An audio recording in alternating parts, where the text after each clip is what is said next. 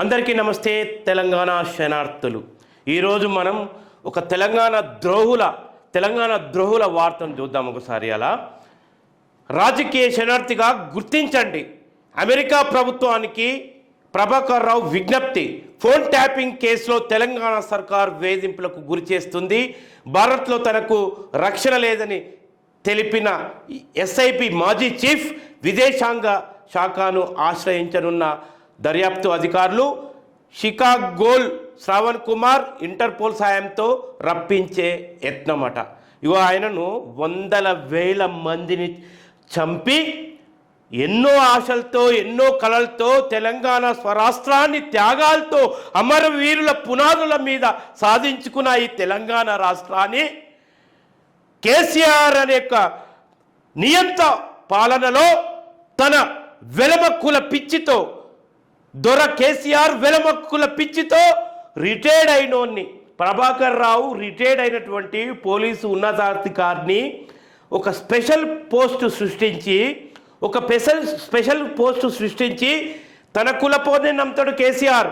వేరే వాళ్ళని నమ్మలేనటువంటి పరిస్థితుల్లో అత్యంత తప్పులు చేస్తూ అత్యంత రహస్యంగా ఫోన్ ట్యాపింగ్ వ్యవహారాలను నడిపారు. దేశ భద్రతలకు విరుద్ధమైనటువంటి ఫోన్ ట్యాపింగ్ వ్యవహారాన్ని నడపడంలో ఒక నిందితునిగా ఇవాళ మాజీ ఎస్ఐబి చీఫ్ ప్రభాకర్ రావును ఇవాళ ఆ కేసులో ఇరుక్కోవడం ద్వారా అమెరికాకు పారిపోయినటువంటి ప్రభాకర్ రావు ఇవాళ నన్నెవరో వేధిస్తున్నారని చెప్పేసి ఇవాళ మాటలు మాట్లాడుతున్నాడు. ఏంది ఈ పరిస్థితి? వందల వేల మందిని చంపారు వీళ్ళు. మరి ప్రభాకర్ రావు ఏమనుకుంటున్నాడు? ఇక్కడ విచారణ నుంచి తప్పించుకోవడానికే ఈ కుట్రలు చేస్తుండు అనడానికి ఒక సజీవ సాక్ష్యం. అసలు నిజమైన నేరస్తులు ఎలా తెలంగాణ ఉద్యమకారుల పరిస్థితి ఎట్లుండైతే అమరులయ్యిండ్రు. ఇలా తెలంగాణ అమరుల త్యాగాల పునాదుల మీద ఇవాళ తెలంగాణ ఉద్యమకారుల త్యాగాల పునాదుల మీద తెలంగాణ స్వరాష్ట్రాన్ని మనం సాధించుకుంటే ఇవాళ కోస్తాంధ్ర కమ్మకుల పెట్టుబడిదారులకు వ్యతిరేకంగా కోస్తాంధ్ర సీమాంధ్ర దోపిడీ పాలక వర్గాలకు వ్యతిరేకంగా అంతర్గత వలసవాదానికి వ్యతిరేకంగా తెలంగాణ యువతరం పోరాటం చేస్తే ఆ యువకులందరిపై కూడా అత్యధికంగా సస్పెన్స్ షీట్స్ అని రౌడీ షీట్లని ఆనాడు సీమాంధ్ర ప్రభుత్వము ఇవాళ తప్పుడు కేసులు పెడితే ఇప్పటికీ కేసీఆర్ 10 సంవత్సరాలు 9.5 సంవత్సరాలు తన ఏడుబడిలో తెలంగాణ ఉద్యమకారులపై సస్పెక్ట్ షీట్లు ఇలా రౌడీ షీట్లు తీపియకుండా దగా చేసిండు కేసీఆర్ తెలంగాణ ద్రోహిగా మారిండు ఉద్యమకారుల పట్ల అని స్పష్టంగా చెప్పాల్సినటువంటి అవసరం ఉంది. ఇట్లాంటి దోపిడీ దొంగ పాలకులు అమరవీరుల పునాదుల మీద తెలంగాణ త్యాగాల ఉద్యమకారుల యొక్క త్యాగాల మీద తెలంగాణ సబ్బండ కులాల త్యాగాలతో ఇవాళ అన్ని ఉద్యోగస్తుల త్యాగాలతో తెలంగాణ స్వరాష్ట్రాన్ని సాధిస్తే జైలు జీవితాలు, నిర్బంధాలు, చావులు అన్నీ కూడా ఇలా ఉద్యమకారుల వంతైనాయి, అమరవీరుల వంతైనాయి. కానీ కేసీఆర్కు అధికారాన్ని కట్టబెడితే తన కూతురు, తన కొడుకు, తన కుటుంబ వెలుమక్కుల పరివారాన్నంతా కూడా తను కోట్లు చంపించుకోవడానికి, కుబేర్లను చేసుకోవడానికి మార్గం సుగమం చేస్తూ తెలంగాణ జాతి ద్రోహానికి పాల్పడుతూ కేసీఆర్ తెలంగాణ ఉద్యమకారులను తన 9.5 ఏళ్ల పరిపాలనలో ఇవాళ ఎంతో వివక్ష చూపిస్తూ తిరిగి కేసులు ఓపెన్ చేయించుండు. అట్లాంటి కేసులు ఓపెన్ చేయడంలో నేను సుధగాని వెంకటేష్ తొలి తెలంగాణ తల్లి విగ్రహావిష్కర్తగా చెప్తున్నాను. ఫస్ట్ తెలంగాణ తల్లిని చరిత్రలో పెట్టింది నేను. యాంకర్గా ఇప్పుడు మీ ముందు జర్నలిస్ట్గా మాట్లాడుతున్న వ్యక్తిని సజీవ సాక్ష్యంగా చెప్తున్నాం. మూసేసిన కేసును మా మీద ఉస్మానియా యూనివర్సిటీలో కోట శ్రీనివాస్ గౌడ్ చిన్న తర్వాత నా మీద ఏవన్గా మూసివేయబడ్డ కేసులను ఆనాడు సీమాంధ్ర ప్రభుత్వాలు ఇవాళ మాపై మోపినటువంటి ఆ కేసులను మూసివేస్తే తొలి నాళ్ళల్లో తెలంగాణ రాష్ట్రం వచ్చిన తర్వాత తిరిగి ఇట్లాంటి దగుల్బాజీ పోలీస్ ఆఫీసర్లు ఆ కేసులను తిరిగి తెరిచి తెలంగాణ ఉద్యమకారులను ఇవాళ కోట్ల చుట్టూ తిరిగే విధంగా చేశారు. ఎవరు ద్రోహులు? తెలంగాణ సాధించిన వాళ్ళు, తొలి తెలంగాణ తల్లిని నెలకొల్పిన వాళ్ళు ద్రోహులా? ఇవాళ అట్లాంటి ద్రోహపూరితమైనటువంటి తెలంగాణ ఉద్యమకారులకు వ్యతిరేకంగా పరిపాలించినటువంటి దొర గడీల కేసీఆర్ పెంచి పోషించినటువంటి ఎస్ఐబి చీఫ్ అమెరికా నుంచి రానంటున్నాడు. అక్కడే తాను కాలం గడిపేయాలనుకుంటున్నాడు, కాలం చేయాలనుకుంటున్నాడు.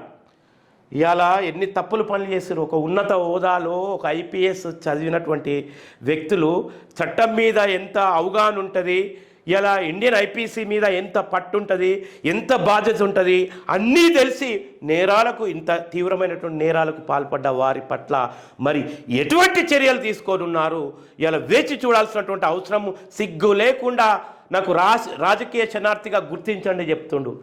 ఎందుకు గుర్తిస్తారు? మేం తెలంగాణ ఉద్యమకారులం అడుగుతున్నాం. ఎందుకు గుర్తించాలి? ఒక నయా రజాకారుగా, ఒక నయా వెల్వక్కుల పిచ్చితో ఒక రజాకార్ను తయారు చేస్తే ఈ రజాకార్ కాసిం రస్వీకి ఏమాత్రం తీసిపోకుండా వందల మందిని చంపి ఎందరినో నిర్బంధాలకు గురి చేసి తెలంగాణ బిడ్డలను ఆఖరికి దేశద్రోహంతో కూడుకున్నటువంటి ఒక కేసులో ఇరుక్కొని అమెరికాకు పారిపోయి ఇవాళ శుద్ధపూస మాటలు మాట్లాడుతున్నాడు. ఇది ఎంతవరకు సమంజసం? ఎందుకు గుర్తించాలి? తెలంగాణ ఉద్యమకారులను ఎంత రాచి రంపాన పెట్టినావు, ఎన్ని కేసులు తిరగదోడినరు. త్యాగాలు మేం చేస్తే, తెలంగాణ సమాజం చేస్తే, తెలంగాణ సబ్బండ వర్గాలు చేస్తే భోగాలు మీరు అనుభవించినటువంటి చరిత్ర. అత్యంత తెలంగాణ నయా రజాకార్ మూకల్లాగా వ్యవహరిస్తూ, తెలంగాణ నయా రజాకార్ మూకల్లాగా వ్యవహరిస్తూ వెల్మక్కుల పిచ్చితో అనేక నేరాలకు పాల్పడి అమెరికాకు పారిపోయినటువంటి ఇటువంటి నిందితులను, ఇటువంటి తెలంగాణ జాతి ద్రోహులను ఇలా తెలంగాణ ఉద్యమకారులు ఒకటే అంటున్నారు, ఇట్లాంటి వాళ్ళు తెలంగాణ జాతి ద్రోహులే. ఈ తెలంగాణ జాతి ద్రోహులను ఖచ్చితంగా తెలంగాణకు తీసుకొచ్చి ఇండియన్ ఐపీసీ ప్రకారం ఖచ్చితంగా శిక్షించాల్సిన అవసరం ఉంది. చూద్దాం, వార్తల వివరాల్లోకి వెళ్దాం. ఫోన్ ట్యాపింగ్ కేసులో తెలంగాణ సర్కారు వేధింపులకు గురి చేస్తుంది. నువ్వెంతమంది వేధించినవయ్యా? నువ్వు పరిపాలనలో ఉన్నప్పుడు ఫోన్ ట్యాపింగ్ వ్యవహారంలో ఆడవాళ్ళ ఫోన్లను కూడా ట్యాపింగ్ చేసినటువంటి నీచమైన కమీనే చరిత్ర. ఇవాళ ఒక్కటే కాదు, ప్రతిపక్ష పార్టీలపై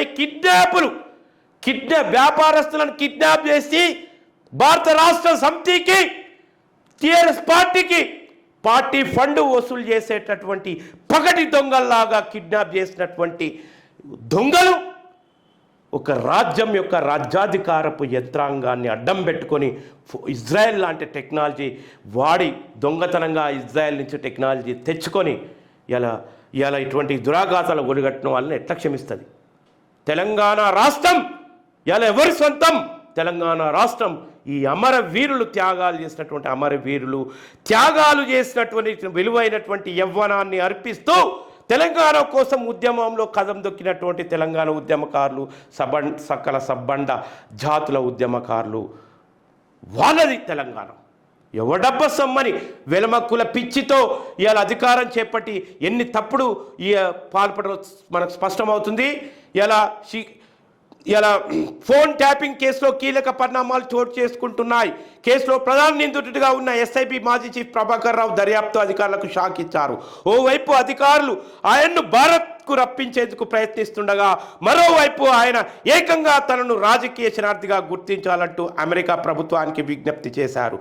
బీఆర్ఎస్ ప్రభుత్వం హయాంలో రాజకీయ అభ్యర్థులు, బడా వ్యాపారులు లక్ష్యంగా చేసుకొని నాటి ప్రభుత్వ పెద్దల ఆదేశాల మేరకు ప్రభాకర్ రావు బృందం ఫోన్ ట్యాపింగ్కు పాల్పడినట్లు కేసు దర్యాప్తులో గుర్తించిన సంగతి తెలిసిందే.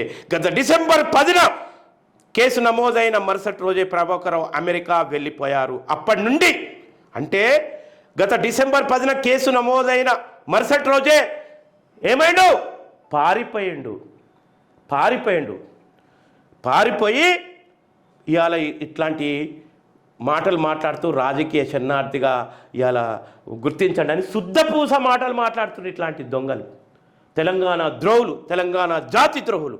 వీళ్ళని ఏమాత్రం క్షమించడానికి వీలు లేదు. ఎందుకంటే తెలంగాణ ఏర్పడ్డది త్యాగాల పునాదుల మీద ఏర్పడ్డది.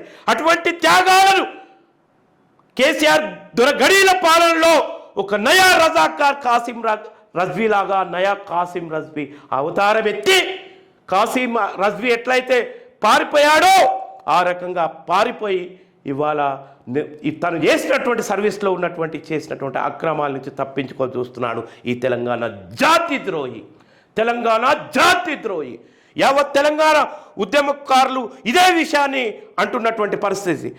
విచారణకు హాజరు కావాలని నోటీసులు పంపించగా అమెరికాలో చికిత్స పొందుతానని కళ్ళబొల్లి మాటలు చెప్తూ తప్పించుకునేటటువంటి ప్రయత్నం చేసిండ్రు. దీంట్లో ఈయన ప్రభాకర్ రావు వీడికి వస్తే ఇవాళ ఎవరు ఫోన్ ట్యాపింగ్ చేపిమన్నారు, ఎవరు అసలు దీనికి ఈ నేరానికి పాల్పడేటట్టు చేసిర్రు, ఎవరు చేపించిర్రు అనేది రాజకీయ ముసుగు బయటపడుతుంది. దాంతో అల్టిమేట్గా కేసీఆర్ కుటుంబంలో ఇలా హరీష్ రావు దీనికి కారకుడు అని తెలుస్తున్నది, ఇందులో ఇన్వాల్వ్ అయ్యిందని తెలుస్తున్నది, ఇలా కేటీఆర్ ఇన్వాల్వ్ అయ్యిందని తెలుస్తున్నది. ఈ రకంగా కేసీఆర్ కుటుంబ పరివారం ఎవరు ఇన్వాల్వ్ అయ్యారో ఆ విషయాలు బయటపడుతుందని చెప్పేసి తెలంగాణ నుంచి పారిపోయినటువంటి నయా కాసిం రజ్వీ రాగా నయా రజాకార్ లాగా పారిపోయినటువంటి పరిస్థితి. ఆన్లైన్ విచారణకు అందుబాటులో ఉంటారని సమాచారం ఇచ్చారు అధికారులు. ఇంటర్పోల్ సహకారంతో ప్రభాకర్ రావును భారత్కు రప్పించే ప్రయత్నంలో ఉండగా ఆయన ఏకంగా రాజకీయ శరణార్థిగా గుర్తించాలని తప్పులు పాటోడు రాజకీయ శరణార్థిగా